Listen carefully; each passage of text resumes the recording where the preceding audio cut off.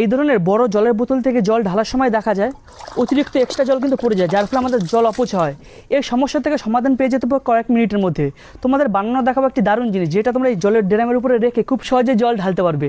এর জন্য এরকম একটি জলের বোতল নিয়ে নাও। এবারে বোতলটাকে তুমি এই জলের ড্রামের উপরে এভাবে রাখো। রাখার পর মার্কার পেনের সাহায্যে বোতলের গায়ে দাগ দিয়ে দাও।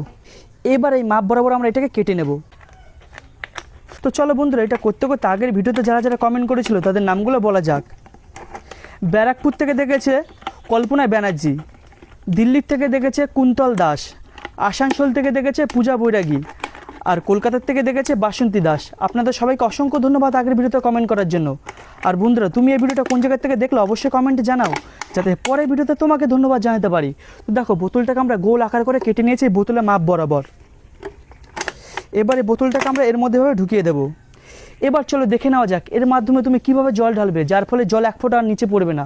এর জন্য কিন্তু আমাদের বেশি কিছু করতে হবে না। এই বোতলের মুখটাকে আমরা এভাবে খুলে নেব।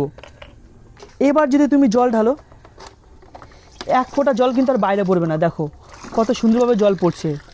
তো বন্ধুরা, এটা তো গেলে একটা টিপস, তোমাদের জন্য আর একটা বোনাস টিপ রয়েছে। তো বন্ধুরা, এই ধরনের জলের বোতলে অনেক সময় দেখা যায় হ্যান্ডেল থাকে না, যার ফলে ধরে নিয়ে যেতে সমস্যা হয়। এই সমস্যার থেকে সমাধান পেয়ে যেতে পারো এই দড়ির সাহায্যে। এই দড়ি দিয়ে খুব সহজে হ্যান্ডেল বানিয়ে নিতে পারো। তো চলো কীভাবে সেটা তোমাদের দেখিয়ে দিই।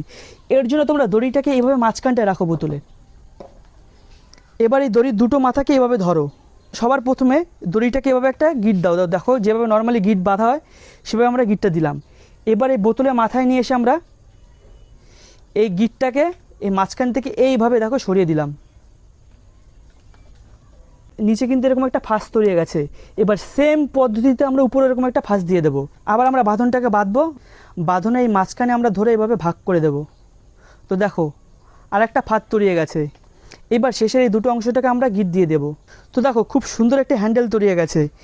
এবার এই জলের বোতলটাকে তোমরা এদিক ওদিকে এভাবে ধরে নিয়ে যেতে পারো, সহজে কিন্তু আর পড়বে না। তো দেখো আমি বোতলটাকে কিন্তু এভাবে ঝাঁকাচ্ছি, কোনোভাবেই কিন্তু আর পড়বে না। এই টেকনিকের মাধ্যমে এই ধরনের বোতলে যদি হ্যান্ডেল না থাকে খুব সহজে ক্যারি করতে পারবে। তো বন্ধুরা, আজকে এই দুটো টিপসের মধ্যে তোমার কাছে কোন টিপসটা সবথেকে বেশি ভালো লাগলো অবশ্যই কমেন্টে জানাও।